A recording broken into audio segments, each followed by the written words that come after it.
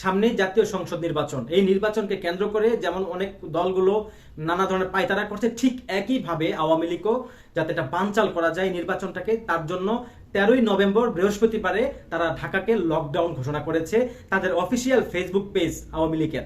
একবার চিন্তা করে দেখেন, এরা এত বড় ধরনের পরিকল্পনা নিয়েছে। নভেম্বরের 13 তারিখ বৃহস্পতিবার যে পরিকল্পনাটা নিয়েছে, এটা যদি তারা কোনো মতো একটা ঝটিকা মিছিল থেকে শুরু করে কোনো ধরনের অরাজকতা সৃষ্টি করে, তারপরে কিন্তু বড় ধরনের তারা একটা প্রবলেম বাংলাদেশের জন্য দাঁড় করানোর চেষ্টা করবে, এবং কি তারা বড় ধরনের গেম, বড় ধরনের জ্ঞানজাম সৃষ্টি করার চেষ্টা করবে। তা আমরা চাইবো প্রত্যেকে মিলে প্রত্যেকের জায়গা থেকে ইউনূস সরকার যেরকমই হোক তাকে এই মুহূর্তে সাপোর্ট দেওয়া।